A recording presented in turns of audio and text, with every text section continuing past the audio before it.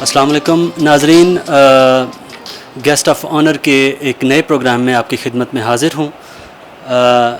آج کے ہمارے مہمان برانا عبدالباقی صاحب سابق بیوروکریٹ ہیں، ابھی کالم نگار ہیں، مصنف ہیں، بے شمار کتابیں لکھ چکے ہیں۔ سب سے پہلے تو آپ کا زندگی سے متعلق بتائیے کہ کیسا سفر رہا آپ کی زندگی میں؟ بڑے نشیب و فراز دیکھے ہوں گے آپ نے، اور آپ ایک بڑی عمدہ اور ایک بڑی ٹاپ ناچ پوسٹ پہ آپ رہے ہیں، تو کہاں سے زندگی کا سفر شروع ہوا اور کیسے کن مراحل کو طے کر کے تو آپ یہاں تک پہنچے؟ دیکھیں، یہ زندگی کا سفر جو ہے، اس کے بارے میں تو ذات خداوندی ہی جانتی ہے کہ یہ کب ختم ہونا ہے، کیونکہ میری جو ڈیٹ آف برتھ ہے وہ 1946 کی ہے۔ میرے والد کا تعلق امبالے سے تھا اور والدہ راٹھور فیملی سے تھیں جو کشمیر سے شفٹ ہو کے دہلی میں چلے گئے تھے۔ تو پاکستان میں ہم چونکہ اس وقت کافی ٹرینوں کو بھی جو دہشت گرد عناصر تھے وہ کاٹ رہے تھے، اور ایک قسم کی کمیونل فرینزی اس طرح سے جاری تھی کہ اس سے نکل کے آنا بھی ایک بڑا مسئلہ تھا۔ تو ہمارے نانا حاجی احمد علی وہ اپنی تمام فیملی کے ساتھ پھر بمبئی کے راستے بذریعہ بحری جہاز کراچی آئے ہیں، اور کراچی سے کیونکہ ان کے ایک صاحبزادے ریلوے میں تھے، وہ اس وقت شملہ میں تھے، وہاں سے ان کی ٹرانسفر جو ہے وہ راولپنڈی میں ہوئی تھی۔ اس لحاظ سے پھر یہ ساری فیملی ہم راولپنڈی آئی۔ تو یہ جو زمانہ تھا بڑی جد و جہد کا زمانہ تھا، کیونکہ وسائل مفقود ہو چکے تھے اور نئے سرے سے زندگی نے ایک نیا ٹرن لینا تھا۔ تو اس زمانے میں جو والدہ مرحومہ ہیں، انہوں نے ہم پہ یہی زور دیا کہ بھائی تعلیم حاصل کرو، کیونکہ تعلیم جو ہے وہی آپ کو آگے بڑھا سکتی ہے، اور اس میں ان کی مدد ہمیں بے تحاشا حاصل رہی۔ دوسرے یہ کہ اس زمانے میں جو والدہ کے چھوٹے بھائی تھے جان عالم صاحب، وہ چونکہ گورنمنٹ کالج سے انہوں نے ایم اے اردو کیا تھا، اور یہ کیا تھا انہوں نے غالباً 1960 میں۔ تو وہ بعد میں سروسز میں چلے گئے۔ تو ان کے گھر میں جو محفلیں ہوتی تھیں، مجلسیں ہوتی تھیں علمی حوالے سے، اس میں اس زمانے میں جو لوگ آتے تھے، اس میں جمیل آذر صاحب تھے جو انشائیہ نگار رہے، مرحوم ہیں، اب پروفیسر ہو گئے تھے، لیکن اس وقت وہ جی ایچ کیو میں ہیڈ کلرک کے طور پہ کام کر رہے تھے۔ اسی طرح میاں شمس الدین تھے، وہ بھی پرائیویٹ کالجوں میں پڑھاتے تھے، اس وقت اسکولوں میں پڑھاتے تھے۔ وہ بعد میں پنجاب کی ایڈمنسٹریٹو سروس میں چلے گئے، ڈپٹی کمشنر تھے، پھر کمشنر کے بعد ریٹائر ہوئے، وہ بھی مرحوم ہیں۔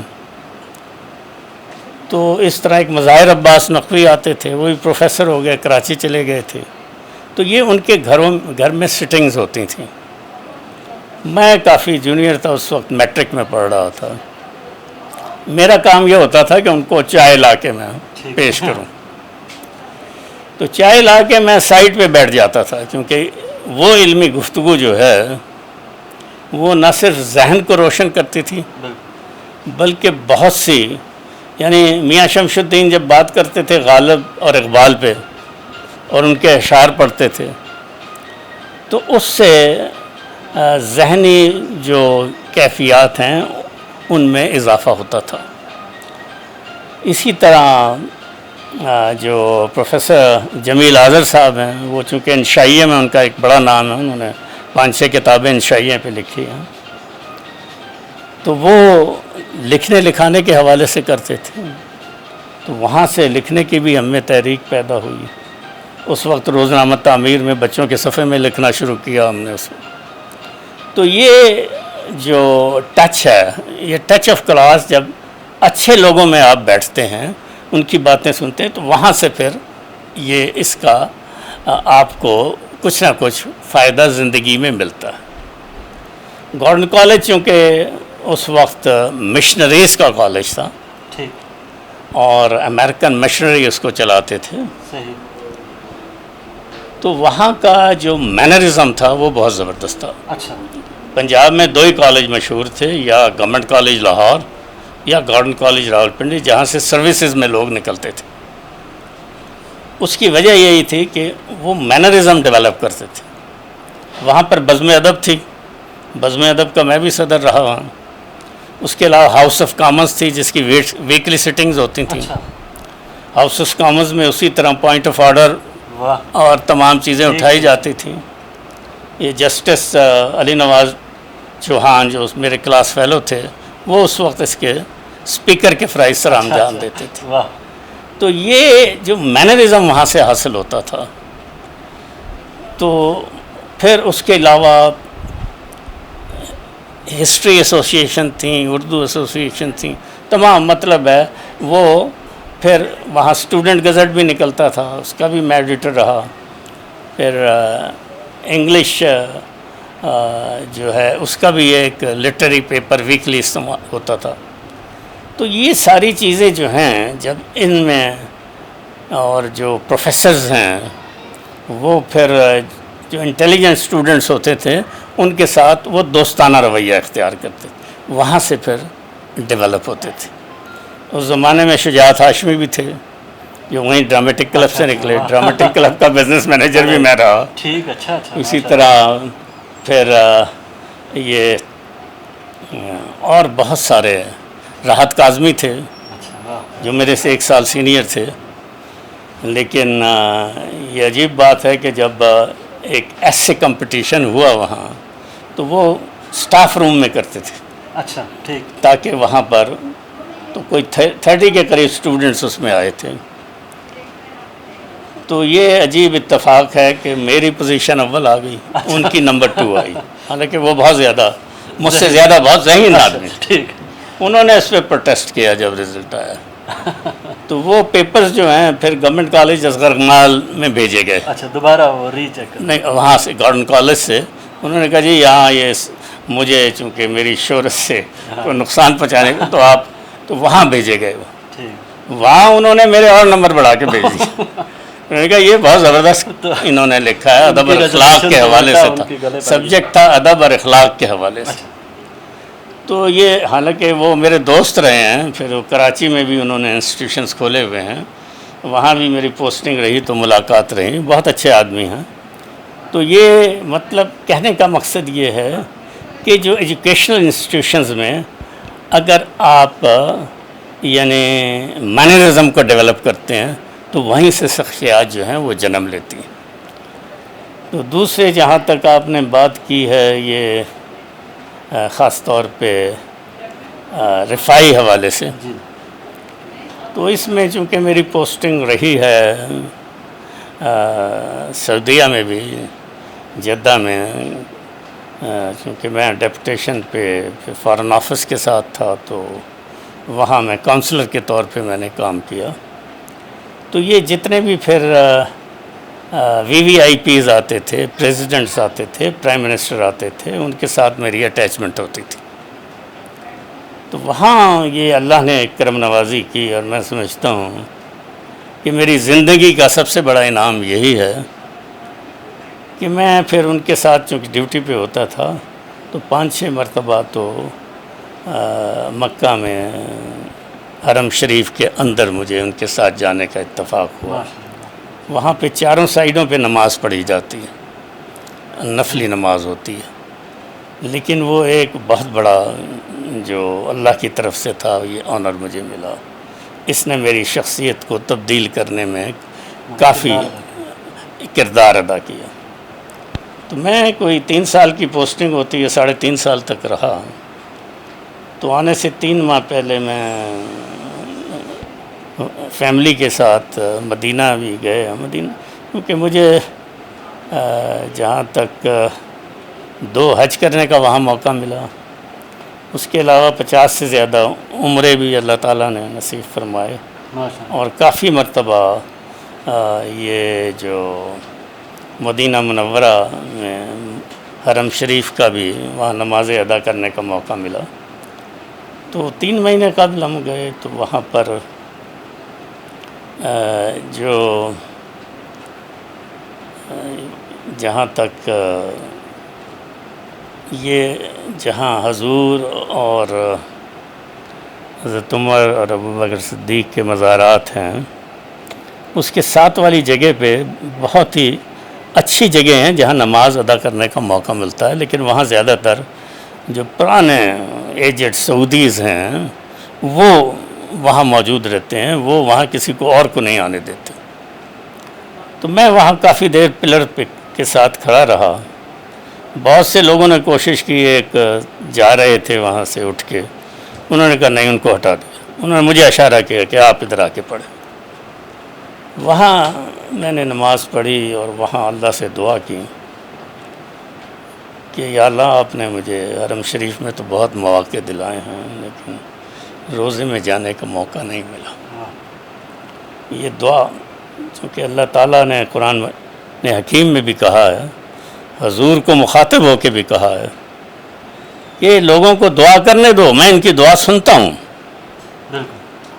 تو یہ پھر اسی دوران پرائم منسٹر آ گئے، تو وہاں پہلے مکہ میں ان کے ساتھ میں رہا، پھر مدینہ میں آ گئے. تو ان کی بڑی خواہش تھی وزیر اعظم نواز شریف کی کہ وہ ان کے لیے کھولا جائے، کیونکہ اس سے پہلے محترمہ بے نظیر بھٹو 2 دفعہ آئی ہیں، تو انہوں نے ان کے لیے روضہ رسول نہیں کھولا. حرم شریف مکہ میں تو کھولا انہوں نے، وہاں انہوں نے نماز اور وہ ادا کی، لیکن وہ نہیں کھولا باوجود کوشش. تو انہوں نے کوشش کی، ان کے ساتھ 70-75 کا ایک مجمع تھا، تو انہوں نے کہا نہیں، ہم نہیں کھولیں گے. اس کے بعد یہ ہوا کہ آپ کو پتہ ہے یہ لوگ جو ہیں پھر زیادہ تر ادھر ادھر ہو جاتے ہیں جب اصل. لیکن ان کے والد جو ہیں میاں نواز شریف کے، وہ بہت اچھے آدمی تھے. ان کی نسبت میں سمجھتا ہوں ان میں بہت تھوڑی ان کی عادتیں آئی ہیں. تو وہ بڑے وہ ہر نماز میں جاتے تھے، اور ان کے جانے کی وجہ سے پھر یہ بھی جاتے تھے. تو یہ پھر جب عصر کی نماز ہوئی ہے تو وہاں ان کے ایک چیف متوع آئے. انہوں نے کہا ٹھیک ہے جی، ہم کیونکہ انہوں نے دیکھا کہ یہ 15-16 آدمی رہ گئے ہیں، وہ مجمع ادھر ادھر چلا گیا ہے سیر تفریح میں. انہوں نے کہا جی ہم ویل الاؤ اونلی 16 لوگوں کو ہم الاؤ کریں گے، اور آپ دروازے پہ کھڑے ہوں گے تاکہ اس سے زیادہ لوگ نہ جائیں. ایمبیسڈر بھی تھے وہاں، تو یہ کھڑے ہوئے. تو میں چونکہ ان کے ساتھ ڈیوٹی پہ تھا تو میں باہر اسی طرح، چونکہ سیکیورٹی بھی ان کی میرے پاس تھی اس وقت. تو پیچھے سے ایک کونسلر، ایک اور جو تھے جو میڈیا کو ڈیل کرتے تھے، وہ آئے. انہوں نے کہا آپ بھی چلیں. میں نے کہا نہیں، یہ بلاوا ہوگا تو چلے جائیں گے، ورنہ میں ڈیوٹی پہ ہوں. تو جب وہ سب چلے گئے تو پرائم منسٹر نے مجھے کہا آپ یہاں کیوں کھڑے ہیں، آپ فوراً اندر آئیں. میں نے ان کو بھی کہا آ جاؤ تم بھی. پرائم منسٹر نے یہ کون ہے؟ میں نے کہا سر یہ آپ کی جو رپورٹس ہیں یہ میڈیا کو ڈیل کر رہے ہیں کونسلر، اس لیے میں نے ان کو بلایا ہے کہ تاکہ یہ. انہوں نے کہا ٹھیک ہے. ان کو بھی اللہ نے موقع دیا. تو یہ جو وہاں جانا تھا وہ کیفیت جو ہے مکہ کے حرم شریف کی نسبت مدینہ کی وہ قطعی مختلف. کیونکہ جب وہاں آپ انٹر ہوتے ہیں تو پہلے حضرت عائشہ کا اجرا ہے جو ٹینٹ سے جھکا ہوا ہے انہوں نے، تو وہاں صرف آنسو نکلتے ہیں یا دعا کے لیے ہاتھ بلند ہوتے ہیں. وہاں کوئی اور گفتگو نہیں ہو سکتی. وہاں پہ ایک عجیب سی کیفیت طاری ہوتی. تو وہ جو اللہ نے ہمیں اس سے نوازا، تو اس کے بعد ہمارے ذہن میں یہی آیا کہ حضور صلی اللہ علیہ وسلم چونکہ غریبوں کی خدمت کرتے تھے اور سب سے زیادہ غریب ہی ان کے ماننے والے تھے، تو ہم نے بھی ان کی خدمت کو اب اپنانا ہے۔ یہ وہاں سے ٹرننگ پوائنٹ ہماری زندگی میں آیا۔ میرا اگلا سوال آپ سے یہی تھا کہ آپ کی زندگی، آپ کی شخصیت کا ایک بالکل یکسر مختلف پہلو جو ہے وہ یہ ہے کہ آپ ایک طرف تو کہاں آپ اتنی بڑی پوسٹ پہ آپ رہے اور بڑا ایک گیپ ہوتا ہے جو لے مین ایک ہوتا ہے اس کا اور ایک بڑا افسر جو ہوتا ہے اس کے درمیان، اور کہاں آپ اتنی خدمت کرتے ہیں لوگوں کی، ضرورت مند لوگوں کی، پھر ان کو تلاش کیسے کرتے ہیں، یہ بھی ایک سوال ہے۔ اور یہ آپ سے گفتگو کے دوران ایک سوال ایک اور میرے ذہن میں آ گیا کہ اتنی ہمبلنس جو آپ کے اندر ہے، یہ کہاں سے یہ چیز اور کب سے ڈیولپ ہوئی، اور یہ کیا خاندانی طور پہ یہ کوئی چیز ہے آپ کے اندر، یا مطلب اس سارے سوال کو یکجا کر کے آپ اگر کیا جواب دیں گے؟ دیکھیں، یہ ایک تو چونکہ ہمارا خاندان لوٹا پٹا آیا تھا، تو ہم نے جو اپنی زندگی ہے وہ بھی، اس میں بھی ہم نے اپنے بچپن سے ہی ذرائع آمدنی بھی پیدا کرنے کی کوشش کی۔ شروع میں یہ آئس کریم کی فیکٹریاں ہوتی تھیں، اس وقت وہ تھرماس میں ہوتے تھے، وہ لے کے وہ بھی ہم فروخت کرتے رہے تاکہ اس سے ہماری ایجوکیشن کا خرچ نکلے۔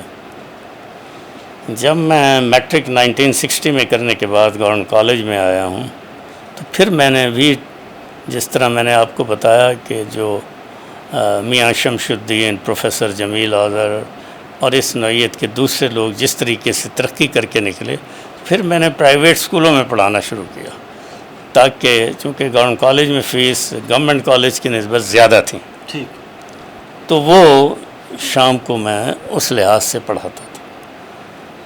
تو یہ جو ہے دوسرے مجھے والدہ کی طرف سے بھی، چونکہ والدہ ہمیشہ یہی کہتی تھیں کہ آپ نے اپنے آپ کو بنانا ہے تو اپنے مزاج کو درست رکھنا ہے اور سچ کی طرف مائل رکھنا ہے۔ صحیح۔ سروسز میں یہ پرابلم ضرور آیا کہ سچ اور حق کی خاطر بعض اوقات ایک سال میں 3 ٹرانسفر ہوئے۔ اچھا۔ لیکن ہم نے اس سچ کو نہیں چھوڑا۔ ٹھیک۔ نتیجہ یہ ہوا کہ حالات بہتر سے بہتر ہوتے چلے گئے، کیونکہ ذات خداوندی دیکھتی، اور ایک انگریزی کا محاورہ بھی ہے، مین پروپوزز گاڈ ڈسپوزز۔ تو اللہ جو ہے نا وہ راستہ خود بناتے ہیں، اور اس کے بارے میں یہ کہا جاتا ہے کہ جب کوئی بچہ اس دنیا میں آتا ہے تو وہ اللہ تعالیٰ اس کی تقدیر اس کے ہاتھوں میں لکھ دیتے ہیں، وہ اس سے نہ زیادہ وصول کر سکتا ہے نہ کم۔ یہ البتہ اللہ تعالیٰ نے اس بندے پہ چھوڑا ہے کہ وہ اچھائی کے طریقے سے یہ لے سکتا ہے، صحیح، یا برائی کے طریقے سے، ملے گا اتنا ہی، لیکن برائی کے طریقے سے آ کے تو پھر جب ہم دیکھتے ہیں جس طرح سے کرپشن نے اس ملک کو گھیرا ہے، جی، تو یہ اگر وہ اچھائی کی طرف راغب ہوتے تو بہت سارے جو ہمارے یہ سیاسی جتنے یہ انہوں نے اکاؤنٹ بھرے ہوئے ہیں، وہ مطلب ہے انہیں نہ فیک اکاؤنٹ کھولنے کی ضرورت پیش آتی، نہ ہی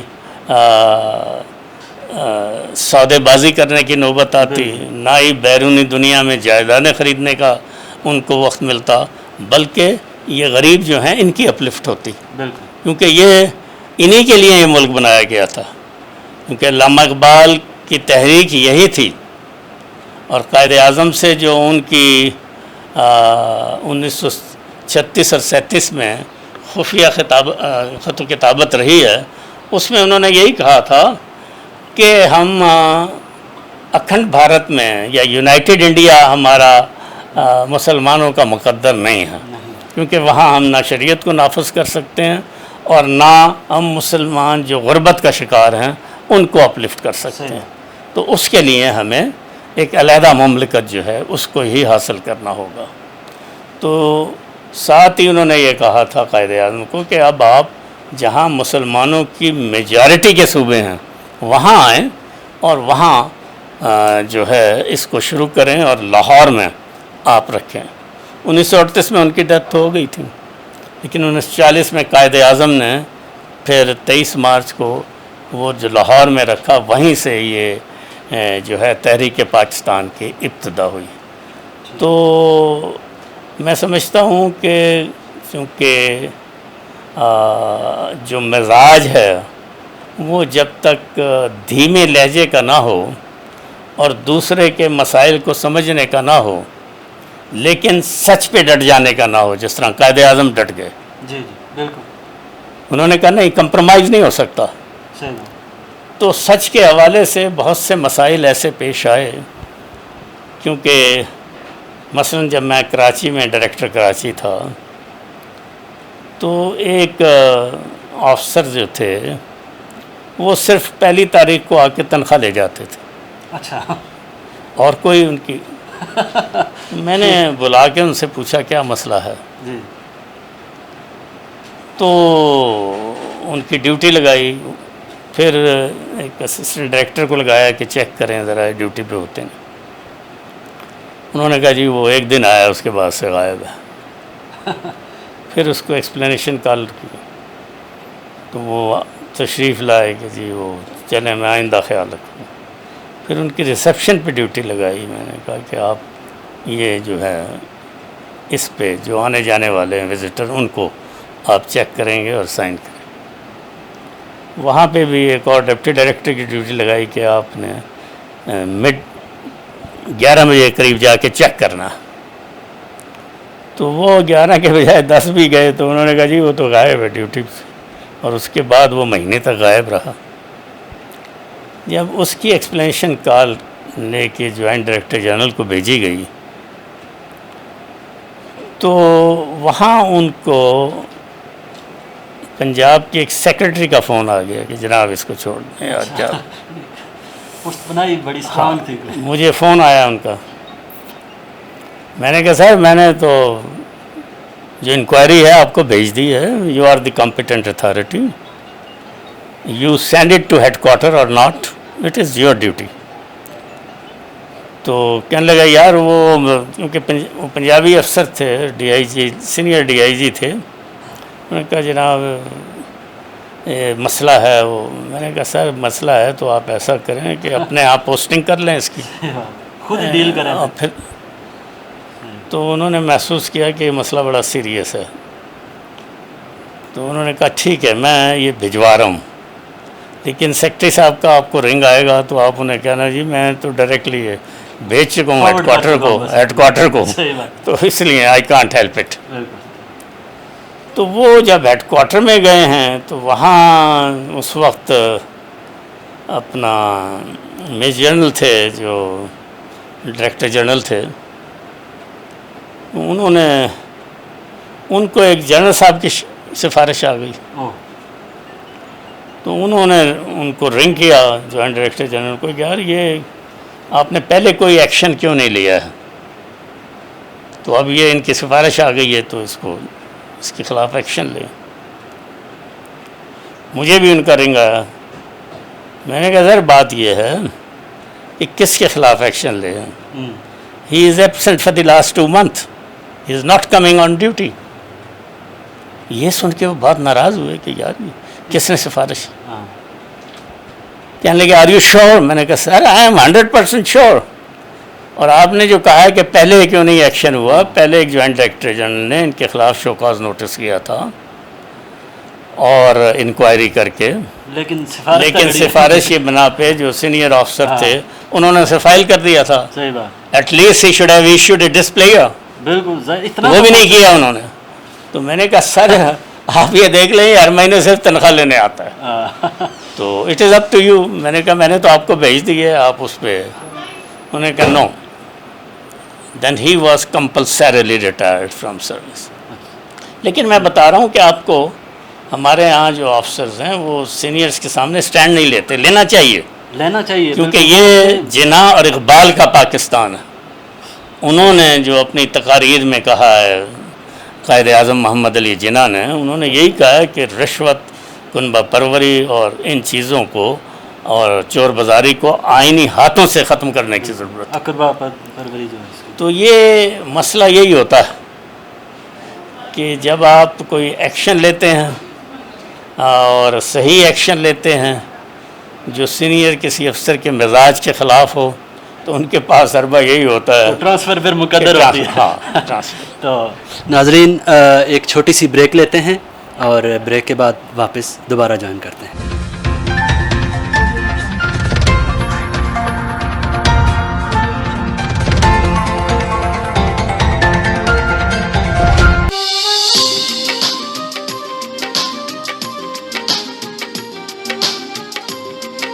ویلکم بیک ناظرین.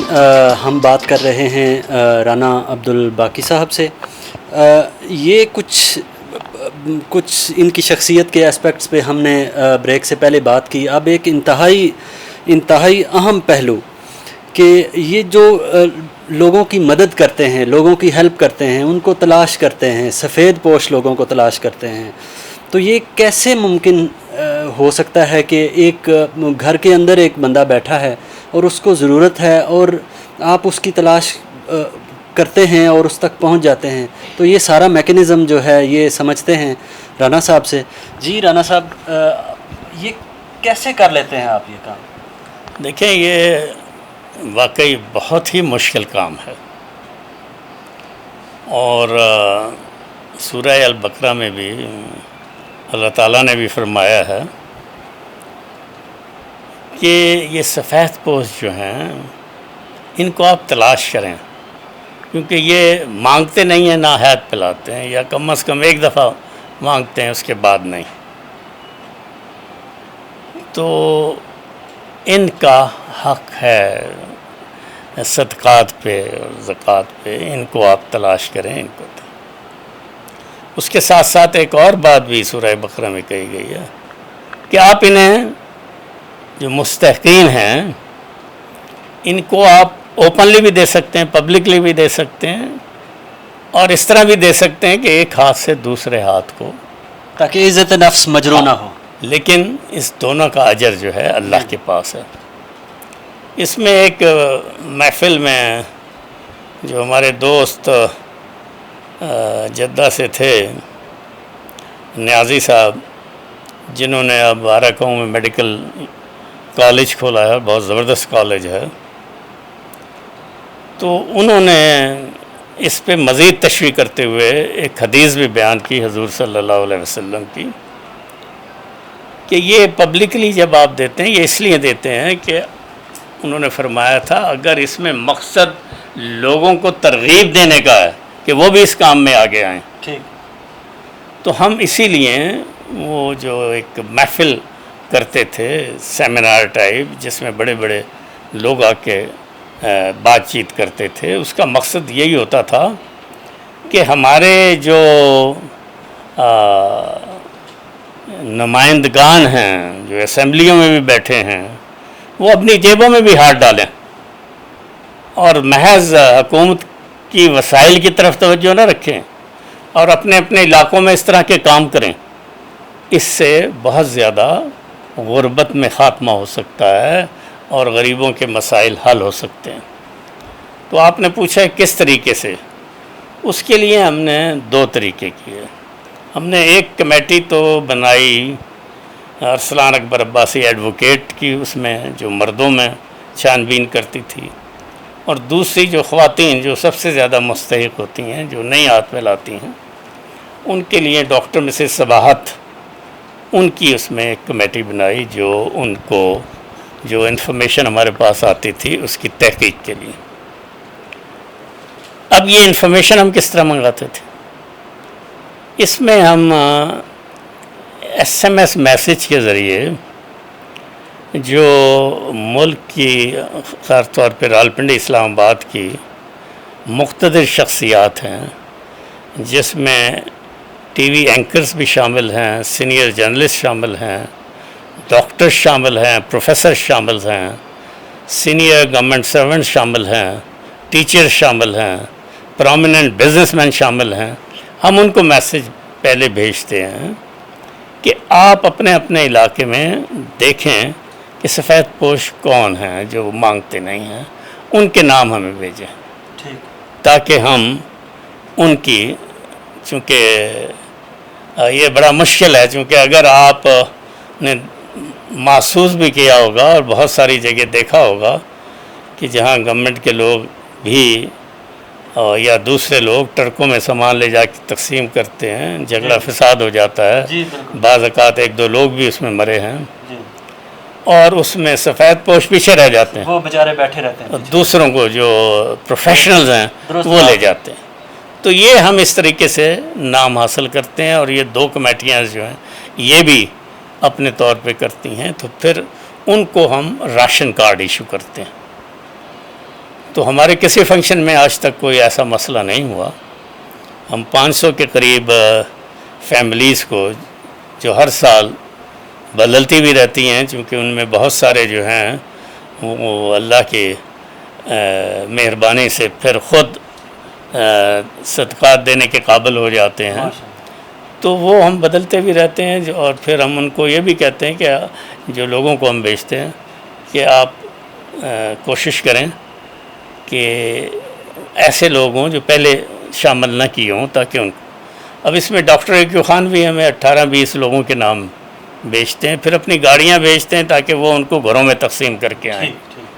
یہ ان کی بہت زبردست خدمت۔ یہ کوئی ماہانہ نہیں، یہ ہم کرتے ہیں صرف رمضان راشن جو 1 مہینے کا ہم دیتے ہیں، تاکہ رمضان میں ایسے سفید پوشوں کو سہولت حاصل رہے۔ اسی طرح بہت سارے، یعنی ایئر چیف مارشل کلیم سعادت ہیں، کرنل بختیار حکیم ہیں، اور جو فارمر سینئر ایڈوائزر ہیں فتح احمد چودھری، اسی طرح بہت سے پروفیسر ہیں، پروفیسر سیف خان ہیں، اسی طرح ایک اور پروفیسر ہیں ڈاکٹر احمد اقبال۔ تو یہ سب جو ہیں اپنے اپنے علاقوں سے ہمیں بھیجتے ہیں نام، اور ان کو تو ہم ویٹ نہیں کرتے، کیونکہ وہ سوچ سمجھ، اور تجربہ بھی ہمارا یہ ہے جب وہ لوگ آتے ہیں وہ سفید پوش ہوتے ہیں، تو اس لحاظ سے ہماری کوشش ہوتی ہے سفید پوشوں تک صحیح معنوں میں پہنچا جائے، اور پھر ہم یہ جس طرح ہم راولپنڈی آرٹس کونسل کے بڑے ہال میں یا انجمن فیض اسلام کے بڑے ہال میں کرتے ہیں، 500-600 کی گیدرنگ ہوتی ہے، اس میں ہم ایک جناح اور اقبال کے حوالے سے ان سے بات کرتے ہیں تاکہ انہیں ایجوکیٹ کیا جائے، اور ہم انہیں یہی کہتے ہیں کہ کل کو آپ ہماری جگہ اسٹیج پہ، ہم یہ چاہتے ہیں۔ تو یہ ان کو ہم ایک حوصلہ دینے کے لیے اور ان کو آگے بڑھانے کے لیے ان کے ساتھ ہم اس قسم موٹیویشن کے طور پہ اسی سے ریلیٹڈ ایک سوال یہ ہے کہ جو آپ سکولز چلا رہے ہیں، کیا وہ بھی اسی طرح کے غریب بچوں کے لیے کوئی سلسلہ ہے، کوئی اسی سلسلے کی ایک کڑی ہے، یا کچھ اور معاملہ؟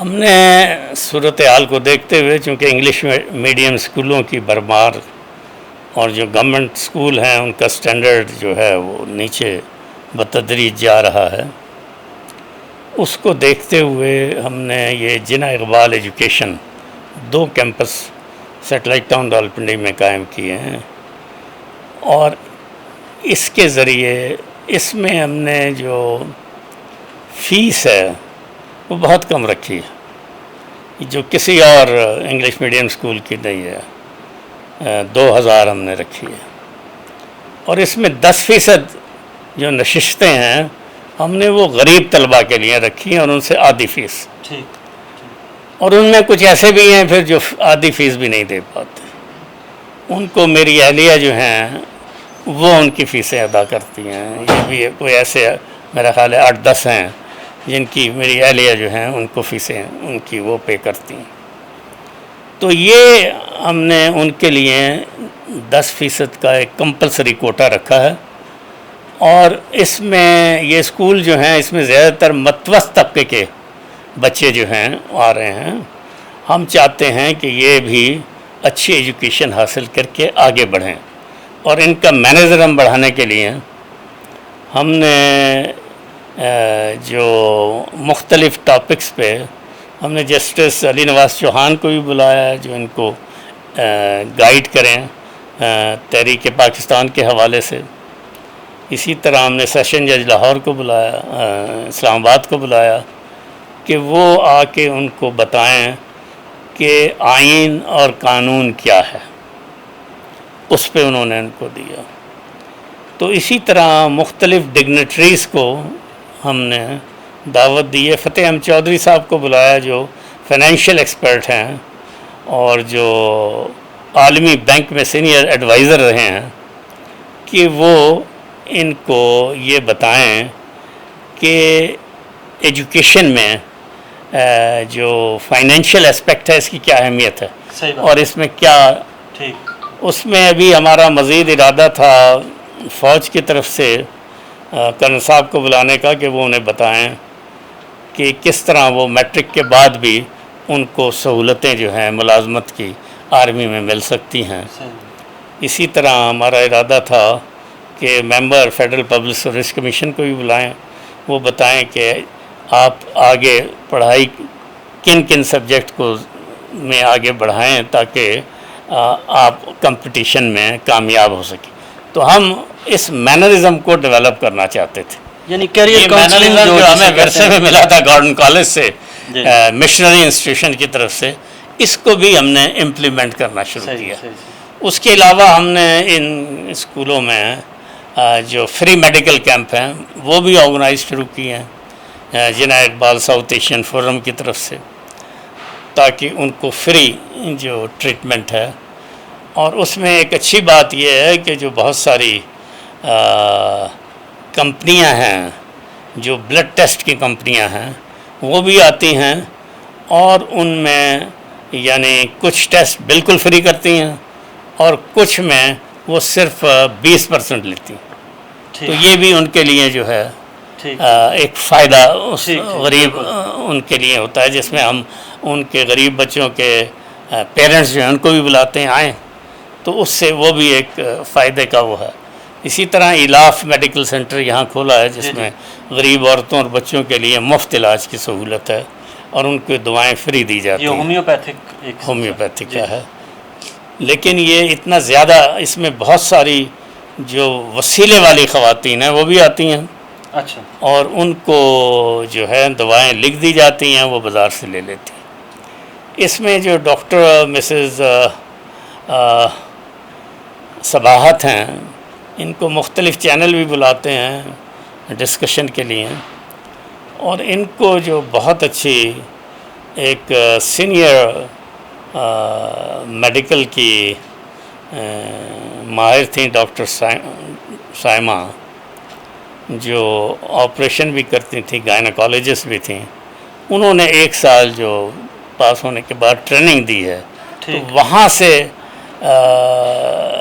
یہ اس کے ہاتھ میں اللہ نے شفا دے دی. تو یہ شام کو ان کا کلینک بھرا ہوتا ہے. تو یہ بھی ایک رفاہی ادارے کے طور پہ چل رہا ہے. چلے سر، یہ تو سلسلہ یہاں تک ہو گیا. اب تھوڑا سا ہم ہارڈ لائنز کی طرف چلتے ہیں. موجودہ حالات دنیا میں روزانہ اوپر نیچے کچھ نہ کچھ ایسی خبریں آتی ہیں. کچھ دن پہلے ایک پیلسٹائن اور یو اے ای کے ایک جو ڈیولپمنٹ ہوئی ہے اس سلسلے میں یو اے ای کے ساتھ، تو یہ اس سلسلے میں آپ کچھ اپنا پوائنٹ آف ویو پلیز اگر بتائیں. دیکھیں، یہ جہاں تک عربوں کا مسئلہ ہے، عربوں کو بہت سوچ سمجھ کے قدم اٹھانے کی ضرورت ہے. یہ یو اے ای اور اسرائیل کے درمیان جو معاہدہ ہے، اس میں بظاہر تو یہی نظر آتا ہے کہ اس میں پریشر ٹیکٹکس جو ہیں وہ امریکہ کے صدر ٹرمپ صاحب نے، چونکہ انہوں نے اس کا کریڈٹ لیتے ہوئے کہا ہے کہ یہ معاہدہ انہوں نے کرایا. دیکھیں، مسئلہ یہ ہے کہ یہ ایک دوسری بدعہدی ہے جو فلسطینیوں کے ساتھ کی گئی ہے. پہلی بدعہدی آپ دیکھیں گے کہ لارنس آف عربیہ کی شکل میں انہوں نے عثمانی ترکوں کے خلاف بغاوت پہ ابھارا اور پھر پیلسٹائن پہ 1917 میں قبضہ کیا. تو بیلفور ڈکلریشن، بیلفور جو ہیں فارن منسٹر تھے برطانیہ کے، انہوں نے فلسطین پہ کی سرزمین پہ قبضہ کرنے کے بعد اعلان کیا کہ اس کو ہم یہودیوں کا قومی گھر بنائیں گے. تو یہ ایک بدعہدی تھی، کیونکہ ان سے معاہدہ یہ کیا گیا تھا کہ ہم عرب ملکوں کو آزادی دیں گے. آزادی دینے کے بجائے فلسطین جو عرب دنیا کا دل ہے اور جہاں بیت المقدس بھی موجود ہے، وہاں اس کو انہوں نے ایک بڑے جبر و ستم کے ساتھ اور دنیا بھر سے یہودیوں کو لا کر وہاں بسانا شروع کیا، اور وہ وہاں پر اب ایک بہت بڑی قوت بن چکا ہے. جبکہ اقوام متحدہ کی قراردادیں قطعی مختلف ہیں، وہ باوجود اس کے کہ اسرائیل وہاں پر حاوی ہو گیا تھا فلسطین پہ، اس کے باوجود قراردادیں جو اقوام متحدہ کی ہیں وہ کہتی ہیں کہ 2 ریاستیں، 2 انڈیپینڈنٹ. اب یہ جو پیلسٹینین اتھارٹی ہے، یہ اس کو تو سب سروینٹ رکھا ہوا ہے انہوں نے. جب مرضی اسرائیلی فورسز داخل ہو کے ان کے گھروں کو توڑ دیتے ہیں، ان کے بچوں کو پکڑ لیتے ہیں، ظلم و تشدد کا بازار گرم کرتے ہیں. تو ان چیزوں پہ عربوں کو خاص طور پہ خیال رکھنا چاہیے، کیونکہ اس حوالے سے یو اے ای کی طرف سے یہ اگر فیصلہ آیا ہے تو یہ دوسری بدعہدی ہے بجائے ان کی آزادی کے لیے. کیونکہ جب تک فلسطین کو خود مختار ریاست کے طور پہ تسلیم نہیں کیا جاتا تو 2 ریاستوں کے فارمولے کے تحت، جس کے لیے اب یورپین ممالک بھی کہتے ہیں کہ یہ ہونا چاہیے، تو اس وقت تک عربوں کو احتیاط کرنی چاہیے تھی. کیونکہ جو فلسطینی صدر جو اس وقت ہیں عباس صاحب، ان کا جو رد عمل آیا ہے وہ یہ کہ انہوں نے اپنے سفیر کو وڈرا کر لیا اور انہوں نے اس کو قرار دیا ہے کہ یہ عرب ملکوں کی طرف سے ان کی پیٹھ میں خنجر گھونپا گیا ہے. تو یہ دوسرے انٹرنل سچویشن پہ بھی مد نظر رکھنا چاہیے عرب ملکوں کو، کیونکہ فلسطین سے جس تعداد میں فلسطینیوں کو نکالا گیا ہے وہ ان عرب ملکوں میں رہتے ہیں اور ان کے دل سے آزادی کا جذبہ ختم نہیں ہوا. تو یو اے ای میں بھی بے شمار فلسطینی رہتے ہیں، سعودی عرب میں بھی رہتے ہیں، اور ان کی ایڈمنسٹریشن اور دوسرے معاملات میں بھی ان کو سروسز میں وہ موجود ہیں. دوسرے یہ کہ خطے میں انہیں یہ دیکھنا چاہیے کہ سعودیہ کا آلریڈی یمن کے ساتھ مسئلہ چل رہا ہے اور یمن کی الائنمنٹ ایران کے ساتھ ہے. تو یو اے ای کا چونکہ جو خطہ ہے وہ گلف میں ہے، اور گلف کے میں آلریڈی امریکہ اور ایران کے درمیان کافی مزاحمتی قسم کی صورتحال ہے. تو اس کو مد نظر رکھنا چاہیے تھا، کیونکہ اس طرح کے فیصلے پھر دہشت گردی کو جنم دیتے ہیں، اور خدا نخواستہ اگر یہ اس سائڈ پہ چلا جاتا ہے تو یہ اسرائیل کو تو فائدہ ہی فائدہ ہے. لیکن یو اے میں اگر انٹرنل اسٹرائف پیدا ہو جاتا ہے تو جس طرح جارڈن میں جارڈن کے بادشاہ کو اسرائیل نے پروٹیکشن دی ہوئی ہے، بلیک واٹر گارڈز اسے پروٹیکٹ کرتے ہیں، تو کیا یہ چاہتے ہیں یو اے ای میں بھی بلیک واٹر ہے؟ صحیح بات. تو ان ساری چیزوں پہ غور و فکر کرنا چاہیے اور سوچ سمجھ کے فیصلے کرنے چاہیے. وقت کو دیکھنا چاہیے. یہی کام ہے حکمرانوں کا، نہیں تو کیا فرق ہے. اچھا، پروگرام کا وقت ہمارے تقریباً ختم ہونے کو ہے. آپ ہمارے نوجوانوں کے لیے، طالب علموں کے لیے کیا پیغام دینا چاہتے ہیں، جو کچھ چاہ رکھتے ہیں کچھ بننے کی، کچھ کرنے کی، آپ جیسے لوگ انسپریشن ہیں ان کی، تو ان کے بارے میں کچھ 2 فکرے پلیز بتائیے. دیکھیں، طالب علموں کے لیے جو سب سے اہم بات ہے وہ ایجوکیشن ہے. بنیادی ایجوکیشن میٹرک تک ہے. میٹرک کے بعد اسٹوڈنٹس کو فنی تعلیم کی طرف بھی جانا چاہیے، کیونکہ مستقبل جو ہے وہ فن کی دنیا کا ہے۔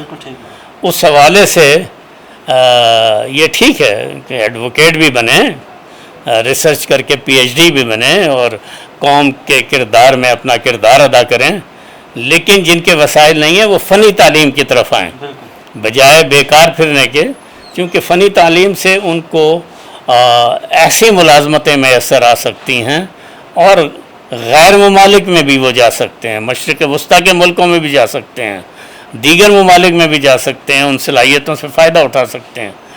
تو وہ ایجوکیشن کے ساتھ ساتھ فنی تعلیم پہ توجہ کریں اور محنت کریں۔ قائد اعظم کا بھی یہ کہنا تھا اسٹوڈنٹس کے کہ محنت کریں اور تعلیم حاصل کریں اور آگے بڑھیں۔ تھینک یو ویری مچ، بہت شکریہ جی آپ کا، آپ نے بڑا قیمتی وقت میں سے ہمیں ٹائم دیا۔ ناظرین، آج کا پروگرام بس یہیں پہ ختم ہوتا ہے۔ اگلے کسی نئے پروگرام میں کسی نئی شخصیت کے ساتھ دوبارہ حاضر خدمت ہوں گے، تب تک کے لیے اللہ حافظ۔